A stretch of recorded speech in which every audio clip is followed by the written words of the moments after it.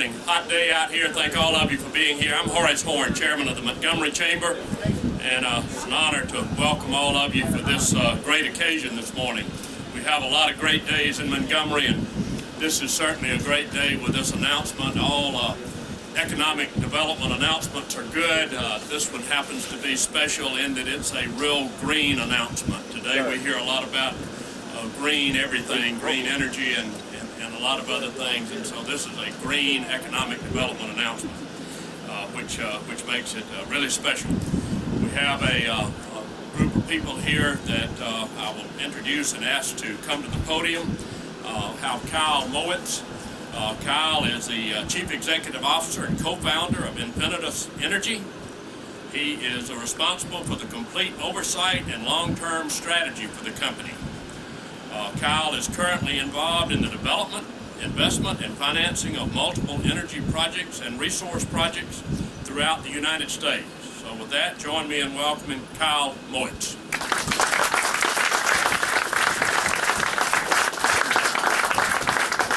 Good morning, and thank you for coming today. This is an exciting day for not only our company but the city.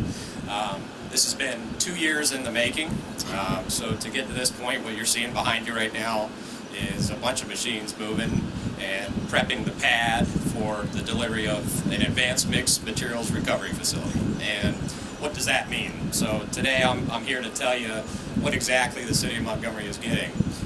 The facility that we're delivering to the city is going to be about a 80,000 square foot facility. We have the most advanced technological design and equipment going into this that has ever been placed in a facility of its kind in the country. To do that in a low tipping fee environment like the South is really unheard of, and it's a testament to the fact that the city, its mayor and its staff, and our company is committed to making this investment, making this happen. It's had its challenges, it's had its difficulties, but everybody is stuck in there and really made this facility come to life. So we're excited to be here today. This will take the city's waste composition and really flip it upside down. As opposed to putting 100% of the materials into a landfill, we will be diverting up to 85% of the materials and turn them into post-consumer products like plastics, metals, cardboard, paper, and even fuel products eventually. So this is an exciting project. It's a monumental project. It's a big day for the city of Montgomery. It's a big day for our company. We're excited to be part of the city and part of the fabric and nature of the city. Appreciate everybody that's been a part of this project. Too numerous to probably name here, and it's too hot to probably name it all, so I'll hold back on that. But thank you again for everybody in the project. We are excited to be in the city. We're excited to see a project like this go in this low tipping fee environment where a lot of people have said this can't be done. So again, we appreciate the city's effort, everyone here's effort. Thank you for being here. We're excited to be a part of the community.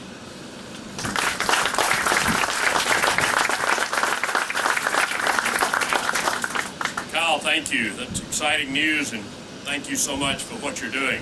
I'd like to introduce Steve Miller. Steve is CEO of Bulk Handling Systems. Is Chief Executive Officer and President of Bulk Handling Systems. Mr. Miller has 25 years of experience in management of recycling and manufacturing facilities, including a 20-year career as a Vice President for a national recycling company. He has been responsible for sales, operations, and service in the recycling business. So with that, join me in welcoming Steve Miller. Yes, thank you very much. It's an absolute pleasure to be here. As you all, I'm sure know, we're very excited to be part of this facility. And this truly is a world-class facility that we're going to build here. Our company builds systems all over the world, literally in every continent, and the combination of technologies that we're bringing together, screening, air technology, and optical sensing technology, to identify elements in the waste stream and put them to beneficial use, is really unprecedented in the way that it's been designed. So I hope you're all excited about that and about the opportunity to not only pull out recoverable materials, put them to beneficial use, but potentially to also realize the energy value within the waste stream. As Kyle said, the notion in this low tipping fee environment to be able to do all of that and really create value in a world of limited resources is truly special. And so we're very happy to be part of this, excited to be part of it.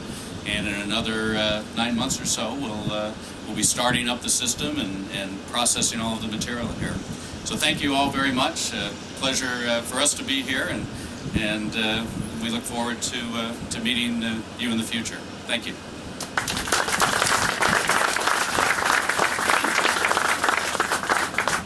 Steve, Kyle, thank you. This, I'll agree, this is good stuff. We're happy to get this good news. I'd like to introduce Charles Jenwright, President of the Montgomery City Council. Charles? Hey, Garth. Thank you, Kyle. Finally got here. You said 2 years. I think it's been 10.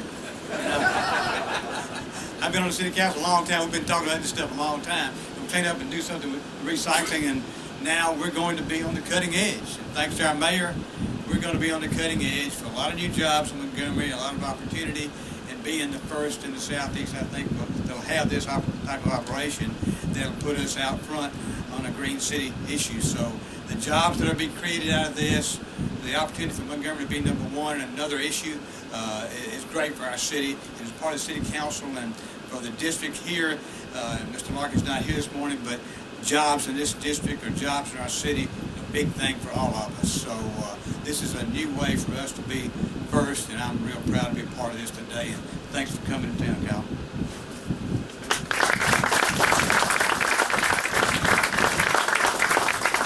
Charles, thank you very much. With that, the Honorable Mayor of Montgomery, Todd Strange.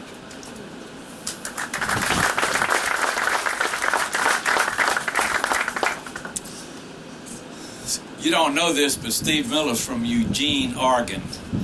Are you having a heat wave up there? Yeah. It's cooler here than it is. All right, exactly. We had a pre-meeting with Kyle and Steve and his team on a follow-on issue, and Steve is, in fact, the head of the technology company that's going to do the sorting, and he's the one that Kyle and I both said, we're going to hang him if it doesn't work, but we know it will. It has been a long time. I want to take you quickly back to 4 years ago when we came into office. I was doing my mayoral tour of all of the city stuff, and I've been in Montgomery since 1977. Frankly, I never was an orange bag kind of guy. It just didn't float my boat, so I really never used the orange bag except 1 or 2 occasions. But when I got on the sanitation tour and got to the landfill, I always thought you put your stuff in the green bag, you put it on the orange bag, you put it on top of the green can, it got picked up and it got recycled. It's magic. And so I go to the landfill and I look out there and I see this mass of orange bags. And I'm thinking, wait a minute, this isn't the recycling, this is the landfill. Well, we'll come to find out, because of the inability of throughput, we only was recycling about 25%.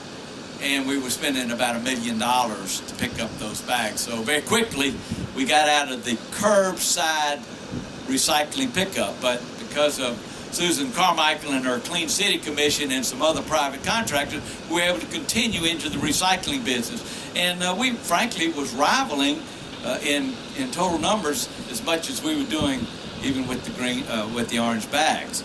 So we started right then to move forward on behalf of the citizens to get into the recycling business, because we were thinking about being a green city. We wanted to be on the leading edge of all of the things, and we were on the leading edge, and with some technology that frankly we never could get comfortable with. And we spent about a year going down that route as a result of an RFP, and then we heard about and found out about iEnergy or Imperium or whatever you want to call their particular company. I know them as iEnergy, and Kyle and I and our city council and our authorities and our public works organization have been laboring for a couple of years now to get to this day. There have been some benchmarks along the way. There have been a ton of people involved in getting us here. I won't list all the people from Capel Howard, but Hank Hutchison has led the charge with Capel Howard in very complex transactions. We had two consultants that have been just really dramatic in getting us to this point. The first is standing right back there, but he had to resign the position because he got to be the ADEM director. Lance LaFleur was the original consultant. We all were together at Blunt in Blunt Energy Resource, but then after Lance left, we got his boss from Blunt, Terry Honan. I haven't seen Terry, who's from Eufaula, and he's been a consultant on this and really has been an advocate for iEnergy and for this process, and has gotten us to this particular area. Our legal staff, Kim, has done great work. Chris and his staff have also done great work. And then the faith of the City Council.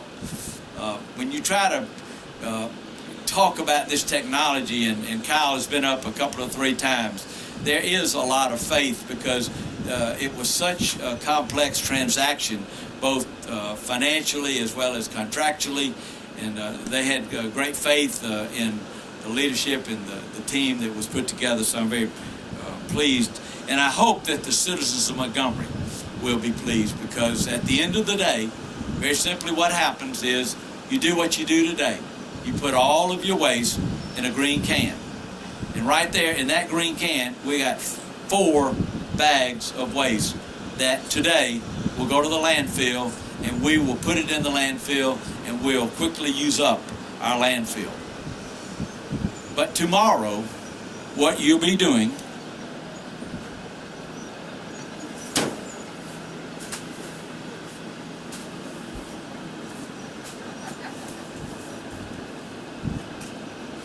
this is what goes to the landfill.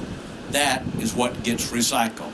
So not only are you saving your environment, you're saving city great costs for not having to put in new cells, and as importantly, not having to fund closure accrual expenses as we have gone forward. This is a significant day. The Chamber is very excited because this is a $35 million project, 110 jobs that are coming to Montgomery, Alabama, and particularly into this area that we so desperately want to continue to revitalize. So Kyle, Steve, we thank you for accepting the challenge. We look forward to the continued relationship.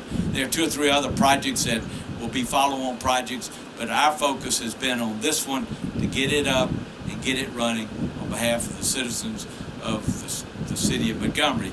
And oh, by the way, we did have the conversation in our pre-meeting this morning about the county and how the county, and that's one of the things we always got complaints about, so we might be visiting with you about that opportunity as well. Thank each and every one of you for being here. Each and every one of you had a role in this, and we thank you for that. And that role may be as simple as you're going to be able to get back into the curbside recycling in the very near future. It's going to be good for our community. It's going to be good for our city. So with that, I think we ought to turn some dirt. What do you think?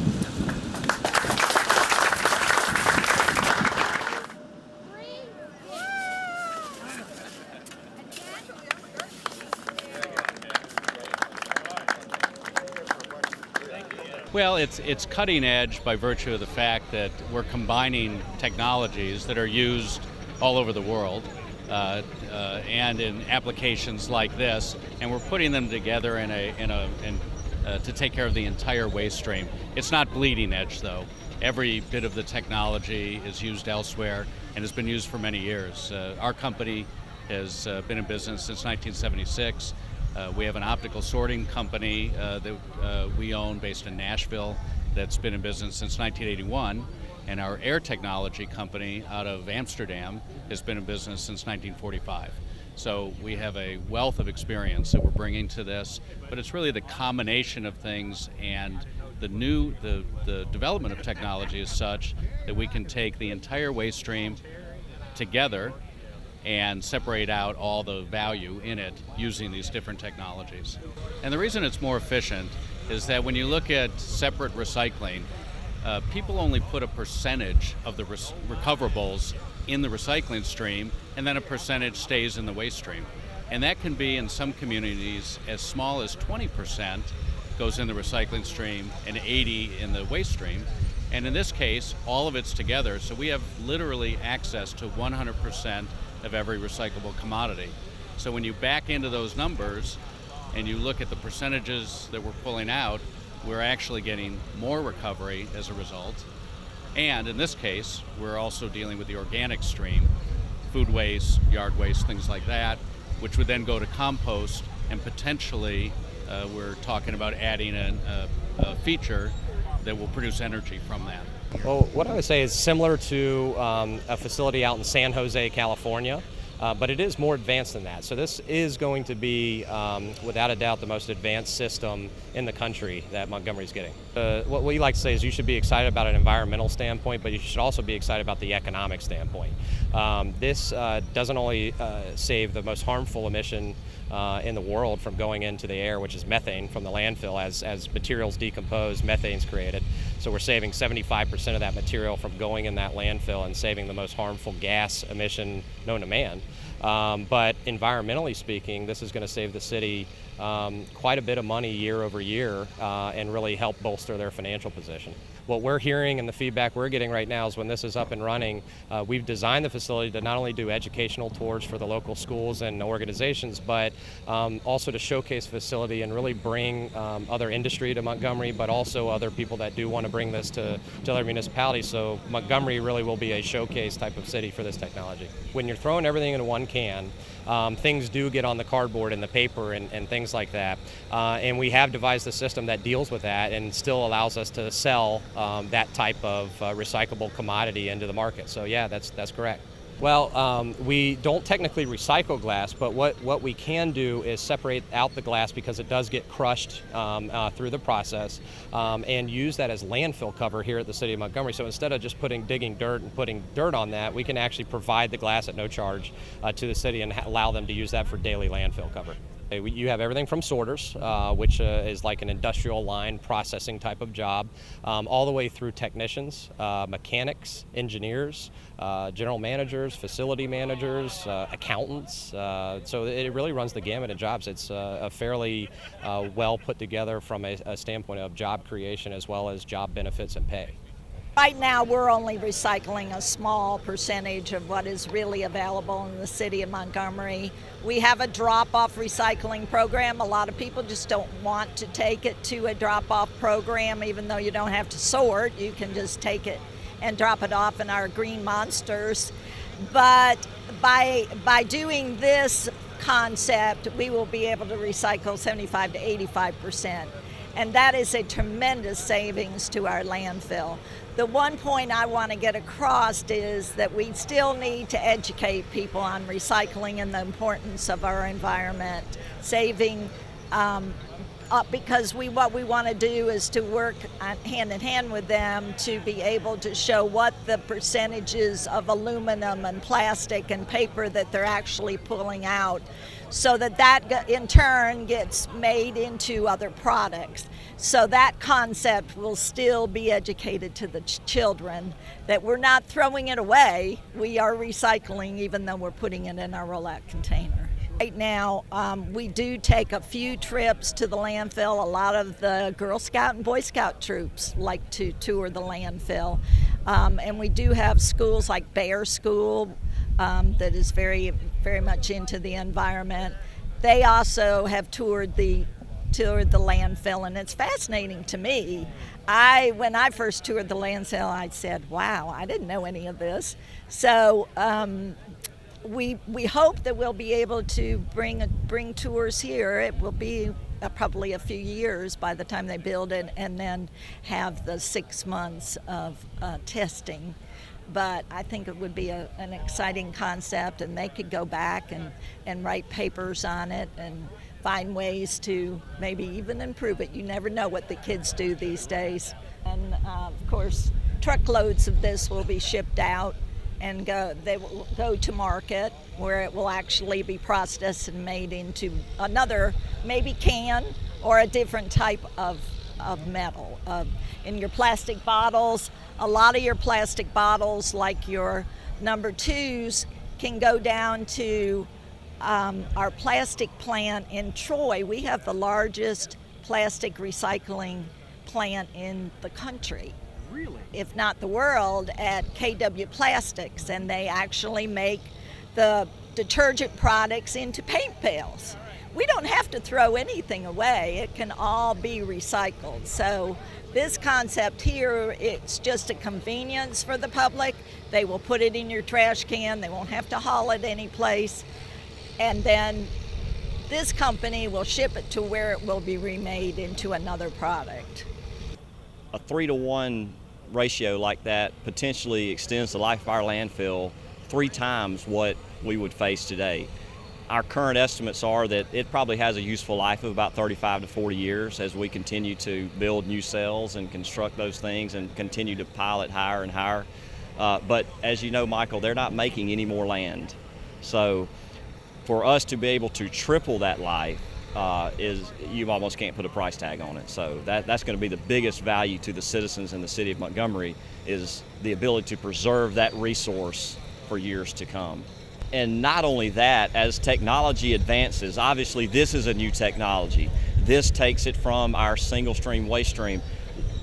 We don't know in 10, 15, 25 years what our opportunities might be to even mine the resources at our current landfill and take these to a facility like this and have them recycle from the existing waste that has been already put into the landfill. So, you know, the options may be limitless as we move forward into and technology advances like that. Our major focus from the operational side of the equation from the city standpoint was to make sure that whatever we did would not degrade the level of service that the citizens have come to expect from our sanitation department, which is, you know, bar none best in the southeastern part of the United States, maybe. In the world. In the world, right. So making sure that it was a seamless transition. Obviously the location of the facility played a big role into that, and just making sure that our trucks could deliver in the same manner, the same, you know, speed and efficiency that they do at our landfill to a facility like this, and get back out there and take care of the citizens on a daily basis. So that was our main focus, and we think we've achieved that with what we've negotiated with them. So we're looking forward to the project. We were just sort of living a lie. You know, everybody thought it was all getting recycled, but only 25% was, costing us $1 million. Here, the beauty of this is you just put it in the green can, you roll it to your curb, just like you do now. It gets picked up by the city, and then the magic starts. It gets recycled. About 75 to 80% will in fact be recycled, so you only have 25 to 30% going to the landfill. That maintains the landfill for a longer period of time. You don't have to fund escrows of closure. It's important that we are leading edge technology. It's important for us to get back into the curbside recycling and be on the leading edge of it. It's a $35 million project, about 110 jobs outside of the construction side of this equation that will be given. That in and of itself is a pretty good situation, but add the other things that you talked about, just makes it a win-win-win all the way around.